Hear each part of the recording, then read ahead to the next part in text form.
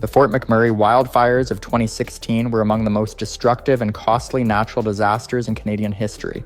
What started as a small fire in a remote area southwest of the city quickly grew into a massive inferno, forcing nearly 88,000 people to flee their homes. The fire, which would come to be known as the Beast, left behind a path of devastation, consuming entire neighborhoods and reducing thousands of homes to ash. It all began on May 1st when a helicopter forestry crew spotted a wildfire burning about 15 kilometers from Fort McMurray. At first, it seemed manageable.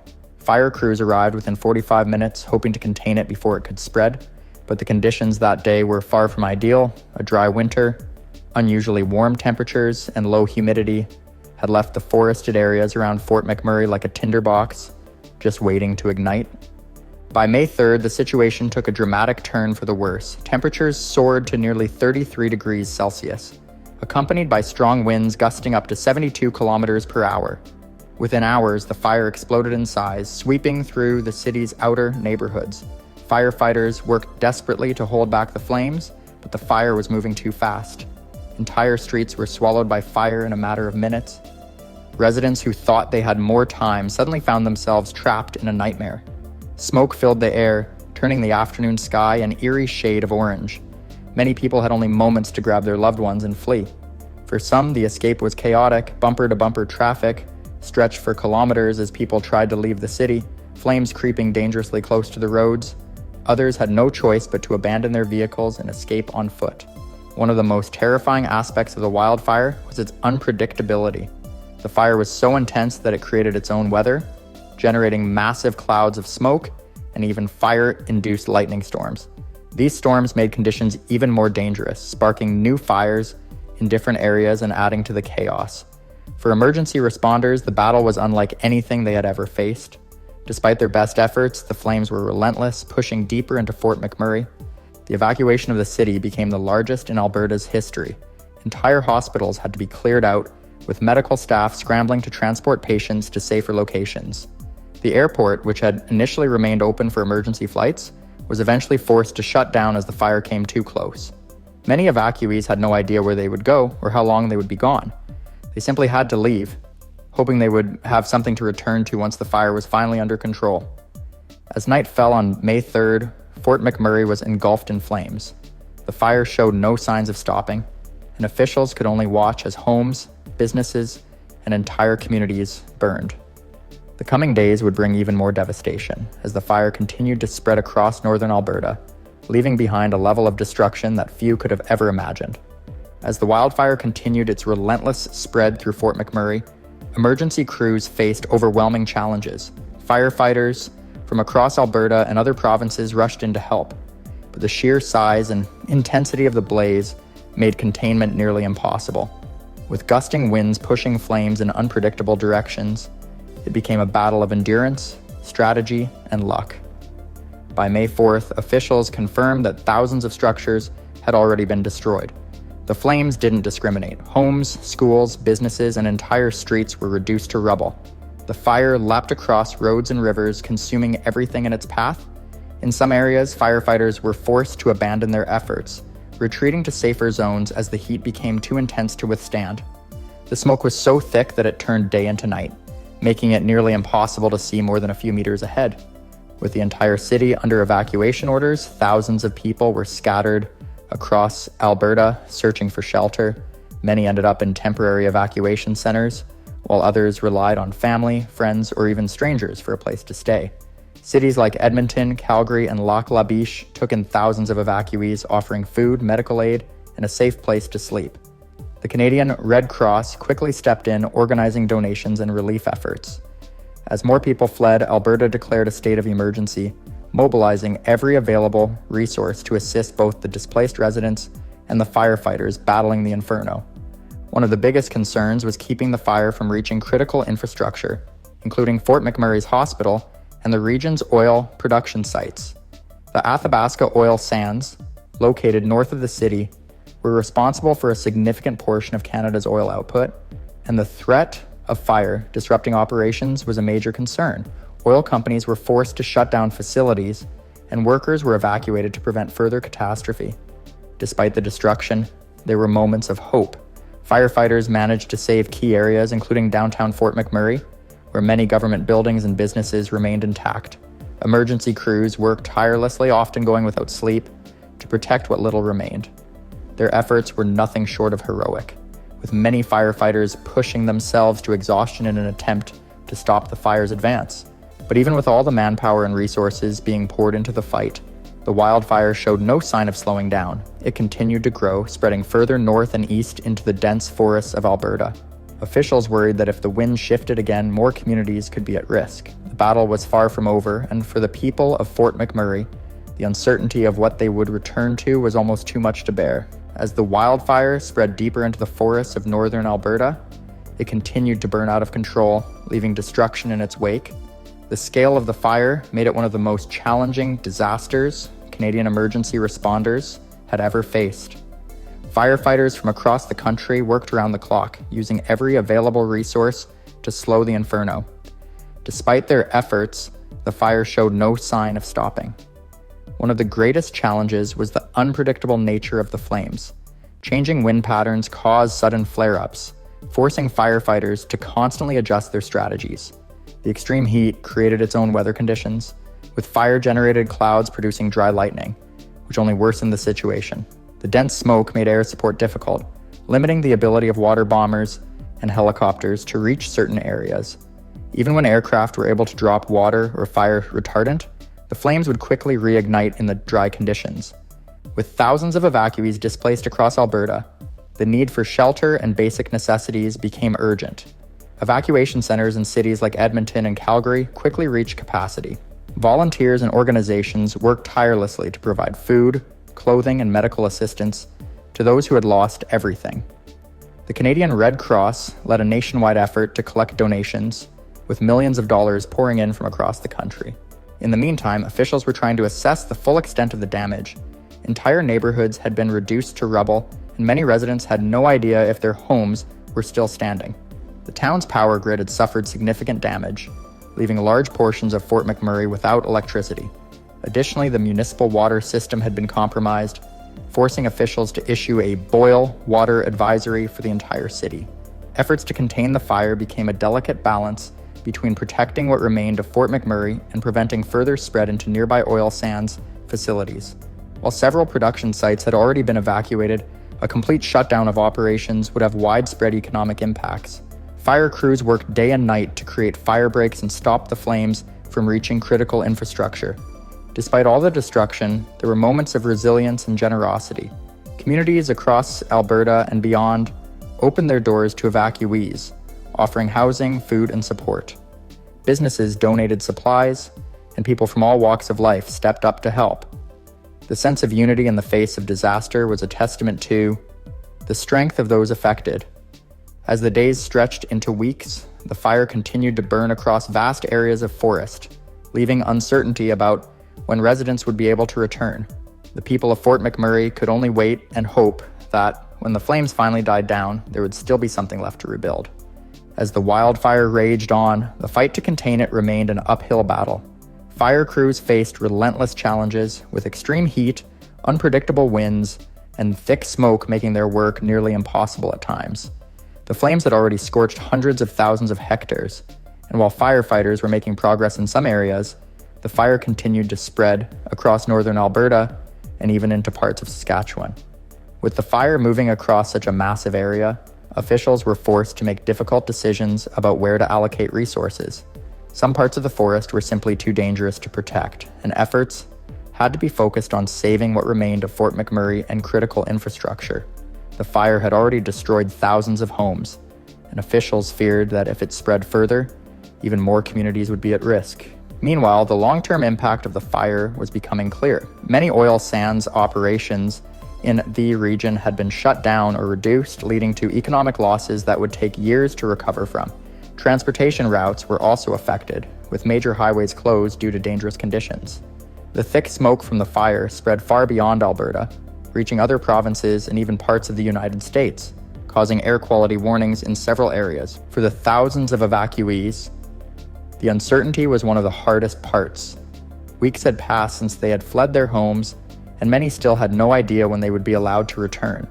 While some were fortunate enough to stay with family or friends, others were living in temporary shelters, unsure of what they would find when they eventually went back.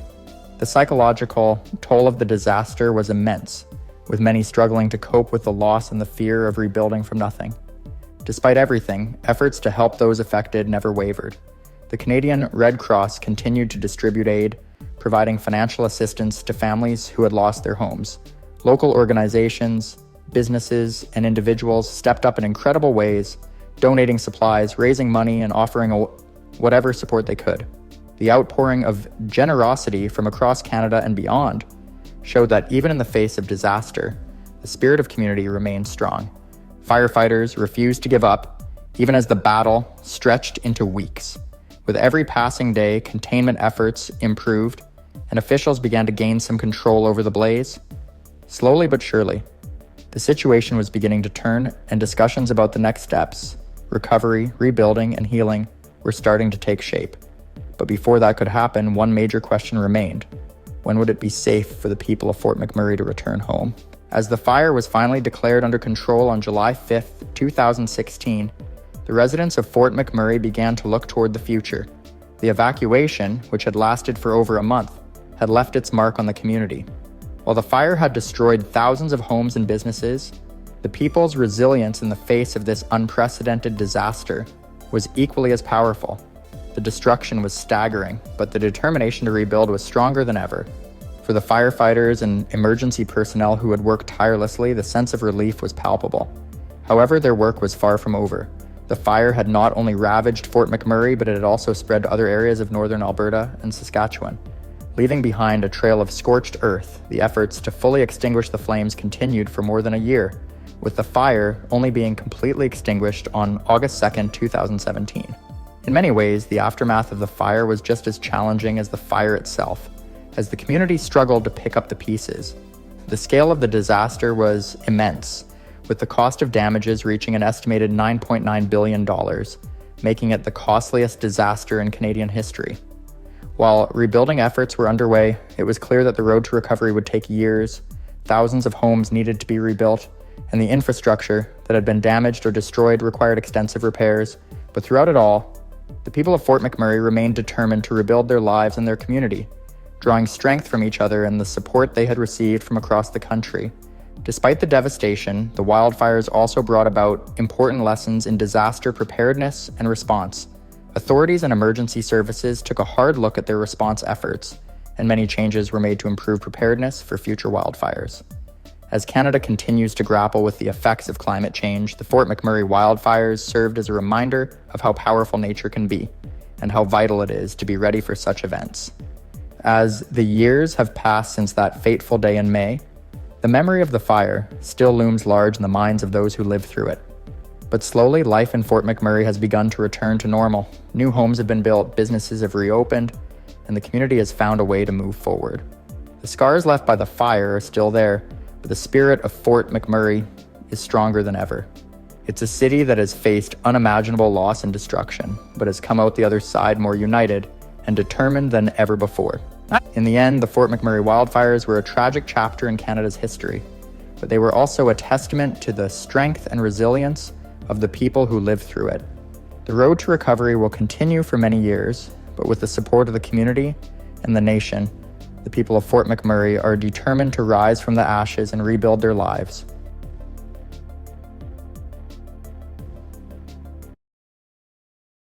In the early morning hours of April 29, 1903, a disaster struck the small mining town of Frank, in what was then the District of Alberta in the Northwest Territories.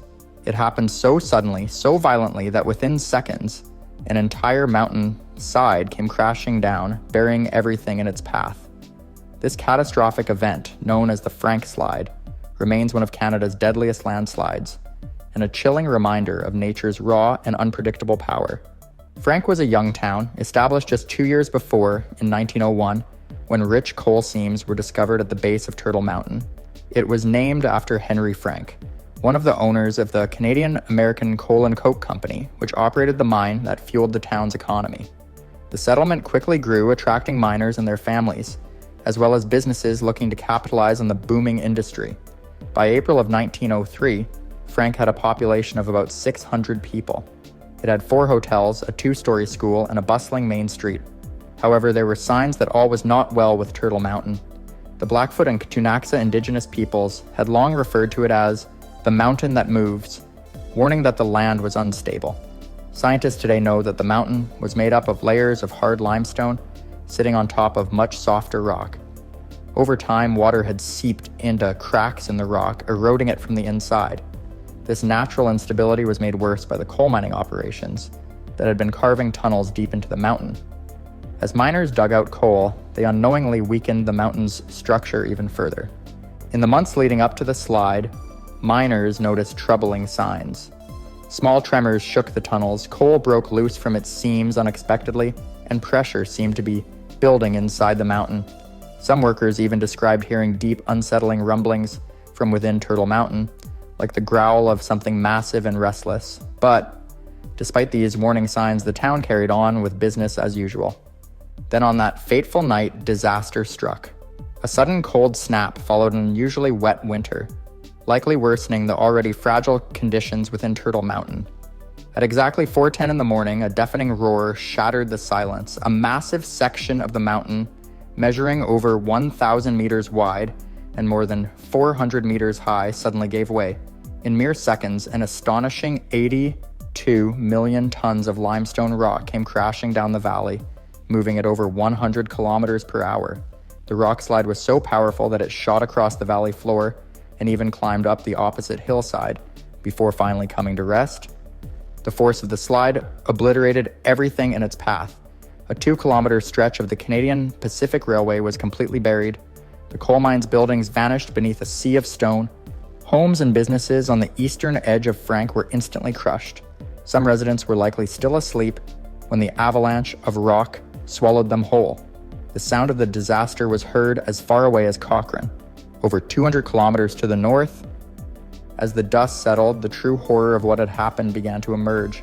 Dozens of families had been buried alive. The once thriving town was now a broken landscape of shattered buildings and lifeless stone. The people of Frank had just experienced one of the most devastating natural disasters in Canadian history, and in the coming hours, they would have to face an unimaginable reality, one that would change their town forever. But in the midst of the destruction, a few remarkable survival stories would soon emerge. The days leading up to the Frank slide were filled with subtle warnings, signs that, in hindsight, painted a clear picture of the disaster that was about to unfold. However, at the time, these signals were either ignored or dismissed as part of the natural behavior of Turtle Mountain.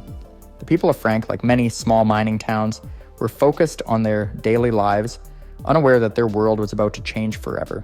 Miners working deep inside the tunnels of the Canadian American Coal and Coke Company had begun to notice unsettling changes.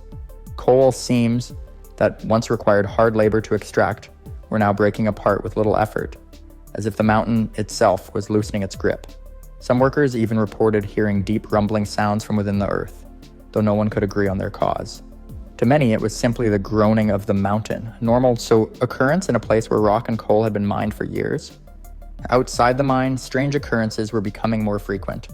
Over the winter, cracks had appeared along the eastern face of Turtle Mountain, widening as snowmelt and rainfall seeped into them. When temperatures dropped at night, the water froze, expanding within the fractures and further weakening the already unstable rock. The cycle repeated over and over, slowly but relentlessly pushing the mountain toward collapse. The indigenous peoples of the region, the Blackfoot and Ktunaxa, had long warned that Turtle Mountain was unpredictable. Their oral histories spoke of a mountain that moves, a place that should be avoided. They had noticed the way the land shifted, the way the slopes never seemed to remain the same. But as settlers moved in and the mining industry expanded, these warnings were largely ignored. After all, coal mining was booming, and the town of Frank was growing quickly. People were focused on opportunity, not on what the mountain might do. In the days leading up to the disaster, the warnings became impossible to ignore.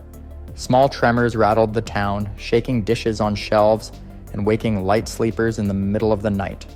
On multiple occasions, sections of rock broke loose from the mountain's surface, tumbling down in minor landslides. Though unsettling, these events were not enough to stop daily operations. Life in Frank continued as usual, with miners reporting for work, trains running on schedule, and families going about their routines. Then on the evening of April 28th, something even more disturbing happened. Workers inside the mine reported a sudden powerful burst of coal gas, an explosive release of methane trapped within the rock. The force of the blast sent dust and debris flying through the tunnels, startling the miners. Many saw it as a bad omen, but with no real proof of danger. There was little they could do. Some men went home that night with an uneasy feeling, but others brushed it off as just another strange occurrence in a town built beneath an unpredictable mountain. As the town of Frank settled in for the night, no one could have known that within hours, Turtle Mountain would come crashing down, unleashing one of the deadliest landslides in Canadian history. In the early morning hours of April 29th, the residents of Frank were fast asleep, unaware that their town was about to be buried under a massive rock slide. Just before dawn, Turtle Mountain finally gave way. Without warning, a section of its eastern face collapsed, sending an avalanche of limestone boulders hurtling down at terrifying speed. The ground shook violently as millions of tons of rock broke free, crushing everything in their path. The slide moved with incredible force, covering over 2 miles in less than 2 minutes. Entire sections of the town were swallowed, homes and buildings vanishing beneath a sea of debris. The sound of the collapse was deafening. Those who survived described it as a thunderous roar that seemed to last forever. Some compared it to the sound of a massive explosion, while others recalled the deep, earth-shaking rumble that had woken them from sleep. Among the hardest hit areas was a row of houses located at the base of the mountain. Families were still inside, unaware of the danger until it was too late. Many were buried instantly as the rocks crashed down, their homes reduced to rubble in seconds. The slide also wiped out a portion of the Canadian American Coal and Coke Company's mine entrance, trapping workers underground. Miraculously, some miners deep inside the tunnels managed to survive as the collapse sealed off their exit, but left an air pocket intact. The destruction extended beyond the town itself. A section of the railway that connected Frank to the rest of the region was completely buried, cutting off communication and transportation. A passing train had been scheduled to travel through the area that morning, but by sheer luck, it had been running behind schedule, avoiding certain disaster. As the dust settled, the once thriving town of Frank was left in ruins. Survivors who had escaped the initial collapse were met with an eerie silence. What had once been homes, streets, and businesses was now an endless stretch of jagged rock. In the chaos, people began to search desperately for their loved ones, calling out names and digging through the rubble with their bare hands. The sheer scale of the devastation made rescue efforts difficult, and as the sun rose over the mountains, the full extent of the tragedy became clear. As the morning light revealed the devastation, the survivors of Frank struggled to make sense of what had happened. The once bustling mining town was now buried beneath an unrecognizable landscape of shattered limestone. Families searched desperately for missing loved ones, but with so much destruction, the chances of finding survivors grew slimmer by the hour. Many were trapped under tons of rock, and rescuers had little more than their hands and primitive tools to dig through the debris. News of the disaster spread quickly. By sunrise, word had reached nearby communities, and help was on the way. Early on April 30th, a special train from Fort McMurray arrived, carrying Northwest Mounted Police officers and doctors ready to assist with rescue and recovery efforts. The scene was overwhelming. Piles of boulders the size of houses covered what had once been homes and businesses.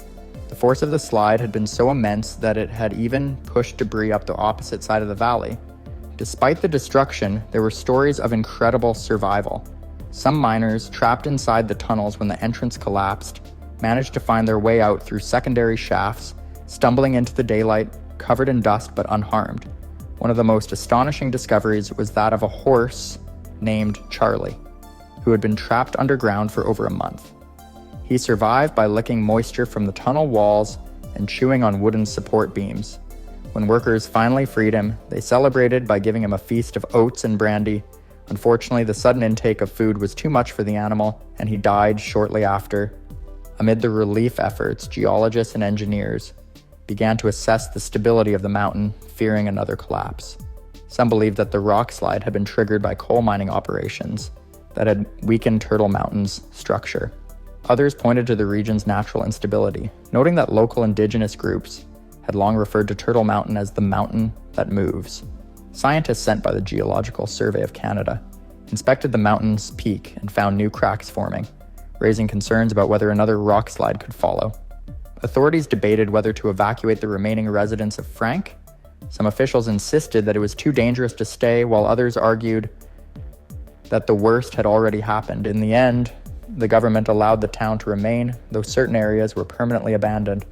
Years later, parts of the town would be relocated further from the mountain, as the threat of another slide could never be ruled out entirely. In the aftermath of the Frank slide, the town faced the difficult task of rebuilding. Though many families left, unwilling to risk another disaster, others chose to stay, determined to rebuild their lives in the shadow of Turtle Mountain. Over time, new structures were built, and the community adapted to the ever-present risk that loomed above them. The disaster also led to increased efforts to study and monitor the mountain. Scientists continued to investigate the causes of the slide, trying to determine whether human activity had played a role or if the collapse had been inevitable. The conclusion remained debated, but one thing was certain: Turtle Mountain was still shifting. Decades later, in the 20th century, monitoring systems were installed to track the mountain's movement, helping to predict any future rock slides before they could claim more lives. Though the town of Frank never fully recovered, the memory of the slide became an important part of Canadian history. The site of the disaster remains a haunting reminder of nature's power, with massive boulders still scattered across the valley unchanged since the moment they fell. Visitors from around the world come to see the landscape frozen in time, walking among the ruins of homes and businesses that were lost in the early hours of that tragic morning. The story of the Frank slide is not just one of destruction, but of resilience. Those who survived carried on, their lives forever changed, but their determination unshaken. Today, the site serves as both a historical landmark and a cautionary tale, a place where the past and present exist side by side, reminding all who visit of the unstoppable forces that shape our world. In December of 1944, Toronto was hit by a snowstorm that would go down in history as one of the most intense and disruptive the city had ever seen. The storm began on Sunday, December 10th, and continued until Wednesday, December 13th, blanketing the city in a thick layer of snow. The storm was so powerful that it brought life in Toronto to a complete standstill. The snow piled up quickly, with estimates saying that the city received between 12 and 30 inches, or 30 to 76 centimeters of snow in just 3 days. The snowstorm wasn't just a lot of snow. It came with high winds that caused snow drifts to reach as high as 3 meters, or nearly 10 feet. These drifts trapped people inside their homes and made it nearly impossible for anyone to get around. At the heart of this massive snowstorm were two separate weather systems. One storm came from the west, dropping snow across the Midwest and the Great Plains. Another storm moving up from the southern Atlantic coast brought in additional moisture. As these two storms met over the eastern Great Lakes region, the result was a powerful weather system that produced snow, sleet, freezing rain, and fierce winds. Toronto was right in the middle of it all. The storm arrived slowly at first, with flurries starting on December 11th, but by midnight it intensified quickly. By the morning of December 12th, the storm was in full force. The snow fell heavily, with over 19 inches, or nearly 50 centimeters, of snow accumulating that day alone. For the people of Toronto, the storm was overwhelming. The roads were quickly covered and public transportation ground to a halt. Even the city's famous streetcars, which were a major part of Toronto's public transport system, were stuck. The snow was so deep that it made it impossible for buses to run. And commuter train services were also disrupted. At one point, it was reported that only the Yonge, King, and Queen streetcar lines managed to stay in operation. But even then, the service was slow, and the snow kept filling in the cleared tracks. Schools and businesses closed as the city struggled to cope with the snowstorm. The University of Toronto, the Toronto Stock Exchange, and many department stores remained shut for the day. In fact, an estimated 80% of businesses in the city didn't open on December 12th. The local newspapers, such as the Toronto Daily Star and the Globe and Mail, had their operations affected as well. On December 12th, the Toronto Daily Star published only a limited number of copies, and the Globe and Mail had to cancel its December 13th edition entirely. Emergency services were overwhelmed by the storm. Ambulances, fire trucks, and other emergency vehicles couldn't get through the snow to reach those who needed help. People who were stranded in the snow were left waiting for hours, and emergency response times were slow. Hospitals became overcrowded with patients, and the Red Cross set up shelters to assist those in need. At one point, workers of the Victory Aircraft Factory in Malton, located just outside Toronto, were stranded for over 12 hours due to snowdrifts that completely blocked the road to their homes. Some workers had to spend the night in nearby schools and service stations as they waited for the storm to let up. It wasn't just workers in industrial areas that were affected, entire neighborhoods found themselves isolated by the heavy snow. In addition to the danger the snow brought, the cold temperatures also posed a serious threat. Power lines were snapped by the wind, leaving many homes without electricity. For some, the lack of power meant no heat during a brutal winter storm. To make matters worse, many of the city's water pumps froze, and this further threatened the water supply. With grocery stores and businesses closed and the roads blocked, food deliveries into the city were severely limited. By December 12th, only 3% of the usual milk supply was able to reach Toronto. To make sure residents had enough, the mayor had to request people to limit their consumption of milk and bread. Emergency food supplies were distributed to fire halls, where people could purchase what they needed. It was a tough time for the people of Toronto, but this was just the beginning of the storm's impact. As the snow continued to fall, it soon became clear that this was going to be one of the most severe storms in Toronto's history, and it would take days, even weeks, for the city to recover. As the storm raged on through December 12th, the situation in Toronto grew more desperate. The city's streets were buried under thick snow, and residents found themselves trapped in their homes or stranded wherever they happened to be. With snowdrifts piling up as high as 3 meters, moving around the city became almost impossible. The government declared that only essential services could be active, and the mayor urged people to stay home unless they absolutely needed to be out. For many, this was not just an inconvenience, it was a crisis. By the morning of December 13th, Toronto had received more than 22 inches or 57 centimeters of snow, and it was clear that the storm wasn't going to let up anytime soon. The wind picked up, making the snow blow even harder, and temperatures continued to plummet, turning everything into a frozen, treacherous landscape. Those who had already been stranded the day before found themselves completely stuck, unable to even get to a store or find warmth. Emergency vehicles and ambulances could barely navigate the snow, and people began to worry about running out of essential supplies like food and fuel. Transportation throughout the city was halted. Only a small number of streetcar lines managed to remain open, but even those had trouble keeping up with the ever-deepening snow. For residents who depended on buses to get around, service was completely suspended. Commuter train services were almost completely blocked, leaving entire neighborhoods isolated. Suburbs like Weston, Leaside, and Long Branch became cut off from the rest of the city, and those stuck in these areas were unable to get help. In some cases, workers were stranded in factories or other workplaces as the roads became impassable. With so many businesses and services closed, the city's ability to function began to break down. Factories that were vital to the war effort, like the Victory aircraft plant in Malton, were unable to run because workers couldn't get to work. In fact, some employees found themselves trapped for over 12 hours, spending the night in schools and nearby service stations. The city was essentially on lockdown, with no way to bring in the supplies needed to maintain daily life. The supply of essential goods, especially food and milk, was dangerously low. The snowstorm didn't just impact businesses and transportation. It also affected Toronto's hospitals and emergency services. With ambulances unable to get through to transport patients, hospitals became crowded with people who were injured or sick. The emergency rooms were overflowing, and doctors and nurses worked tirelessly to care for everyone. The storm also kept people inside their homes for longer periods, making it more difficult to deal with common winter illnesses or injuries. The situation was further complicated by the power outages caused by the storm. As the winds picked up, trees and power lines were knocked down, leaving much of the city without electricity. The cold made it almost unbearable for those stuck without heat, and with no way to cook food, many were left depending on whatever supplies they had left in their homes. By the evening of December 12th, the mayor issued a public request for residents to conserve food and water, asking that everyone be cautious about how much they consumed until supplies could be brought back into the city. Despite the massive effort to dig out from under the snow, some neighborhoods remained completely blocked with little to no access. People in these areas had to wait for emergency crews to clear the roads, and it wasn't until December 14th that most suburban bus and train services were finally restored. The roads were still covered in snow, and the snow drifts that had buried the streets made travel slow and dangerous. It became clear that this wasn't just a snowstorm, it was a disaster, and it would take much longer for Toronto to recover than anyone had expected.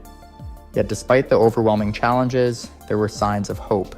People came together, helping their neighbors and working as a community to make it through the storm. The storm was a true test of Toronto's resilience. And even as the city struggled to clear its streets, the citizens' efforts and solidarity during these difficult days would go down in history as an example of the strength of a community in the face of adversity. The people of Toronto would never forget the Great Snowstorm of 1944, as it left a lasting impact on the city and its people, forever changing how they approached future winter storms. By December 15th, Toronto was still reeling from the aftermath of the Great Snowstorm of 1944. Though emergency services and snowplows were making progress in clearing the roads, many areas remained inaccessible.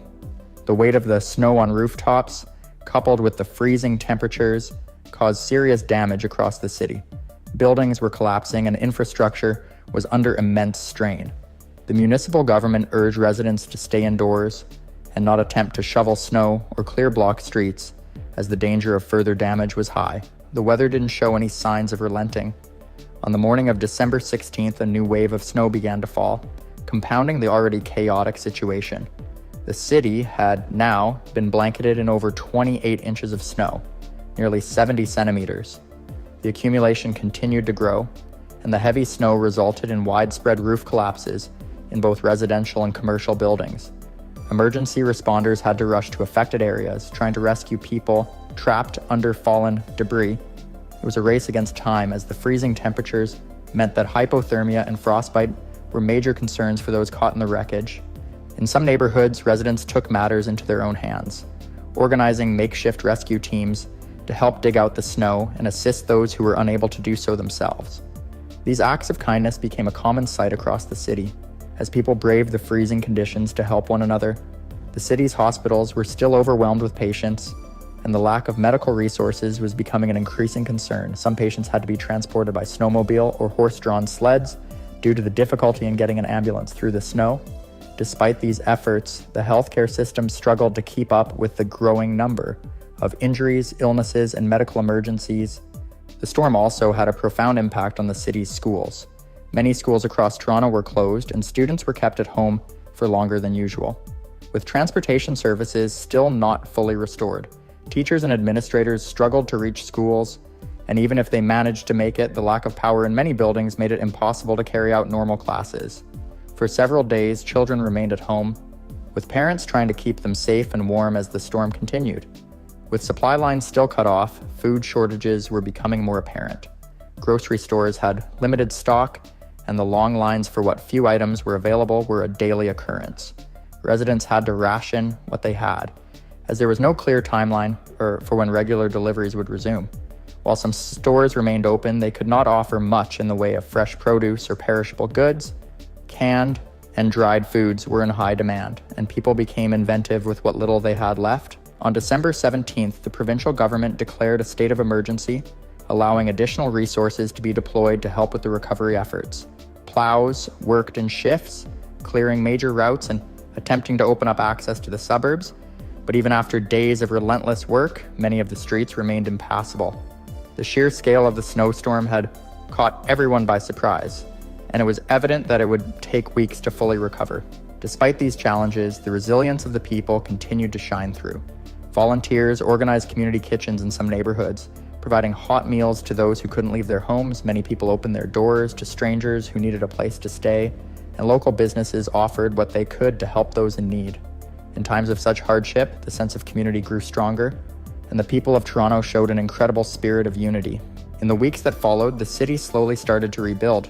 The heavy snow began to subside, and by the end of December, most of the main roads were passable again.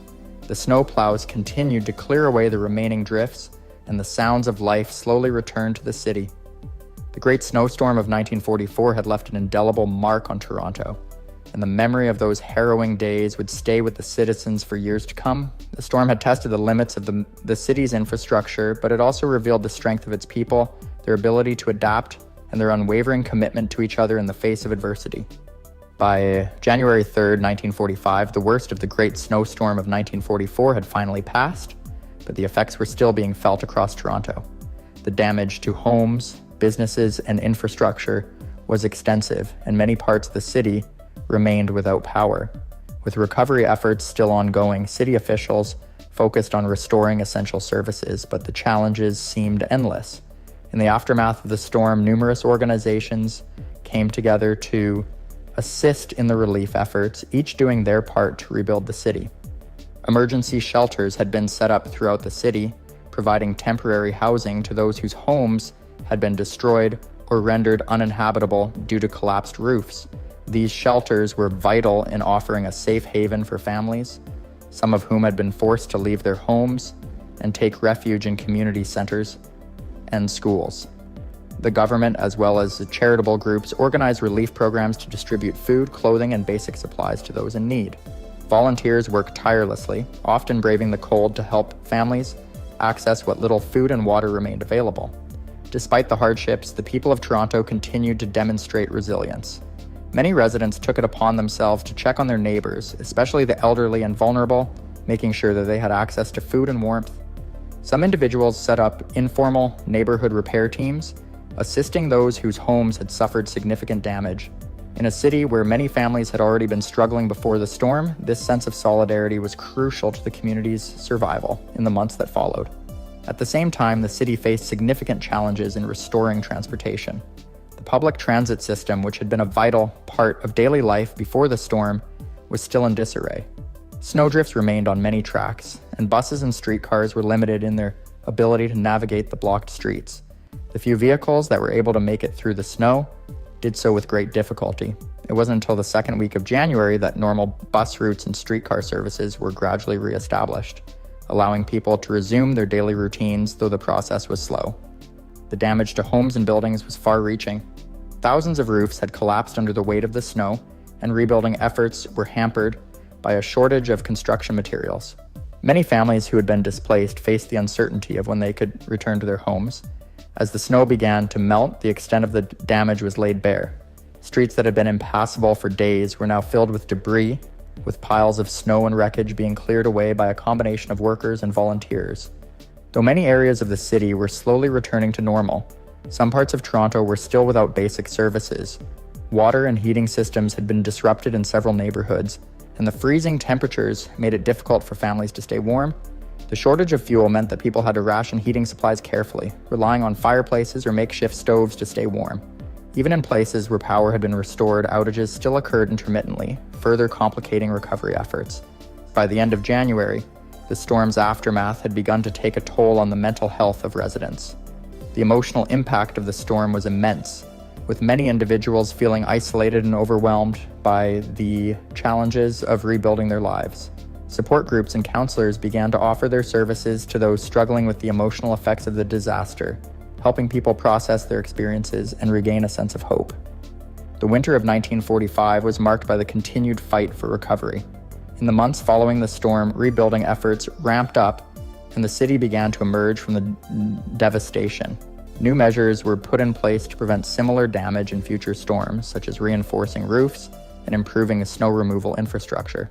While it would take years to fully recover from the Great Snowstorm of 1944, the resilience of the people of Toronto had been proven time and time again. They had weathered the worst of the storm together and had begun to rebuild their city piece by piece. As the spring of 1945 arrived, the city of Toronto began to show signs of recovery. But the scars left by the Great Snowstorm of 1944 were still visible. The damage was far-reaching, and the storm's effects were felt long after the snow had melted. However, the determination of Toronto's residents to rebuild their city was undeniable. In the face of a disaster that seemed impossible to overcome, the community came together, proving that resilience and unity could overcome even the harshest of circumstances.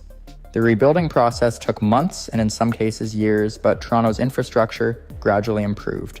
The experience of the storm led to a greater awareness of the city's vulnerability to extreme weather events, and new measures were introduced to ensure that the city was better prepared for future storms. This included improvements to the public transportation system, more robust construction standards for homes and businesses, and enhanced emergency response protocols. These changes helped make Toronto more resilient in the face of future natural disasters. One of the most lasting legacies of the Great Snowstorm was the sense of community that emerged in the aftermath. People from all walks of life came together to help their neighbors, volunteering their time and resources to aid in recovery efforts. The bonds formed during this challenging period became a symbol of Toronto's strength and solidarity. In the years that followed, this spirit of cooperation remained a central part of the city's identity. By the summer of 1945, much of the damage had been repaired and life began to return to normal for many residents. Businesses reopened, families returned to their homes, and the streets were once again filled with activity. The storm may have left its mark on Toronto, but it also revealed the power of community, determination, and hope. In the end, the Great Snowstorm of 1944 served as a reminder of the unpredictable forces of nature and the importance of being prepared for the worst. It also highlighted the incredible resilience of Toronto's people, who faced one of the most severe winter storms in history, with courage and unity. While the storm's impact would never be forgotten, it was the collective effort to rebuild and move forward that ultimately defined the city's response to the disaster. As time passed, the memories of the Great Snowstorm faded, but the lessons learned from it continued to shape the city's approach to disaster preparedness and community resilience. Toronto emerged stronger, wiser, and more connected, with a renewed sense of pride in the strength of its people. The storm may have been a dark chapter in the city's history, but it also marked the beginning of a new era of cooperation, rebuilding, and hope for the future.